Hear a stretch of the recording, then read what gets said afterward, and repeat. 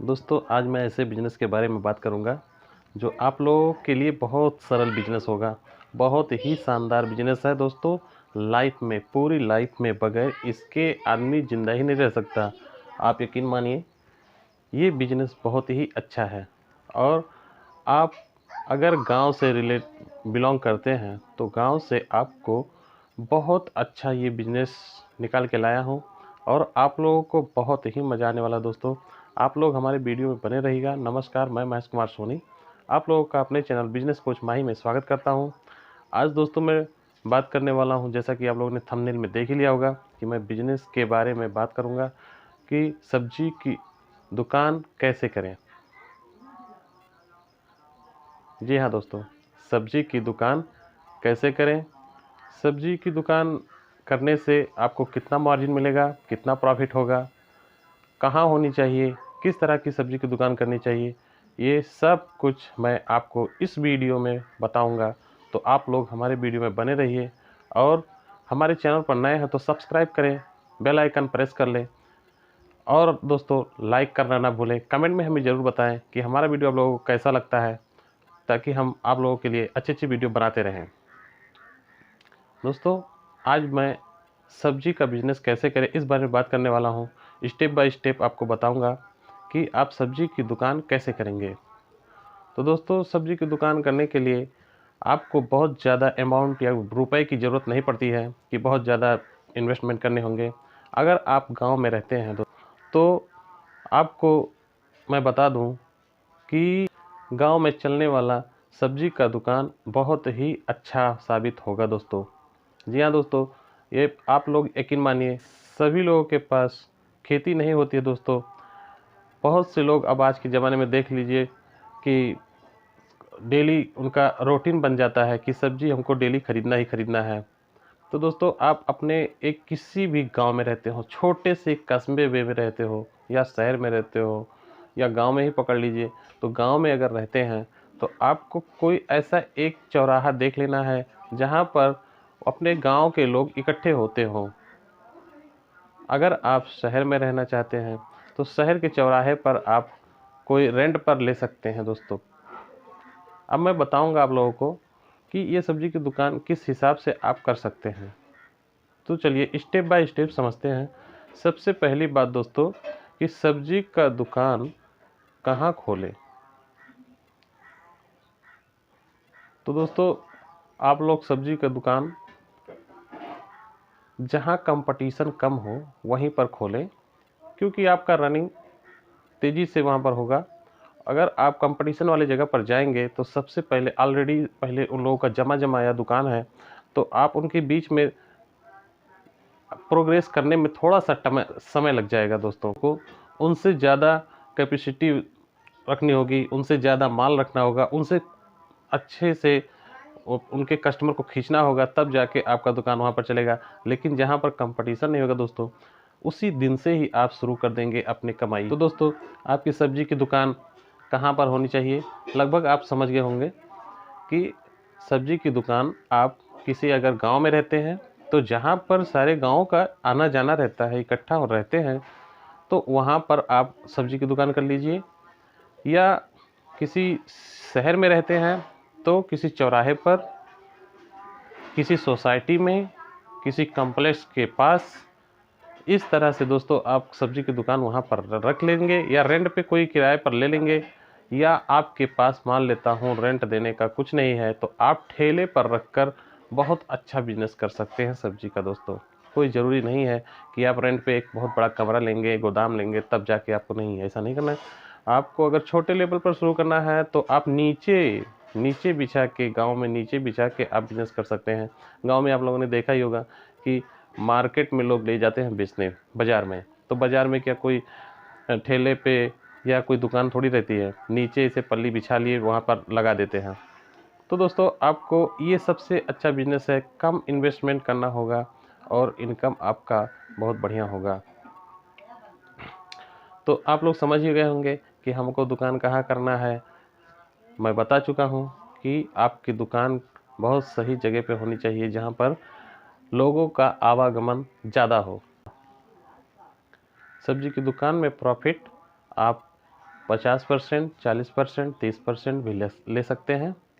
और आप अगर छोटे से बिजनेस में काम कर रहे हैं तो आप दिन के 200-400 रुपये बड़े आराम से निकाल लेंगे। कोई उसमें आपको कोई भी टेंशन लेने की ज़रूरत नहीं है। आप माल लाएंगे और बेचेंगे, 2 से 400 रुपये आराम से निकल ही जाएंगे। तो प्रॉफिट तो इसमें बहुत है। आप ऊंचे लेवल पर काम करेंगे, बहुत ज़्यादा पैसे मिलेंगे। छोटे लेवल पर काम करेंगे तो जो थोड़ा कम मिलेगा, लेकिन इतना मिलेगा कि आपका खर्चा और घर का सब कुछ ज़रूरत आपको पूरा करके देगा। ये मेरे को पता है दोस्तों। हम अपने गांव में देखते हैं, लोग सब्जी वाले अच्छे से काम करते हैं और बढ़िया इनकम करते हैं। और सबसे पहली बात, आपके दुकान का लोकेशन, और अगर इंटीरियर अगर आप बहुत अच्छा से रखना चाहते हैं, लोकेशन बहुत अच्छा रखना चाहिए।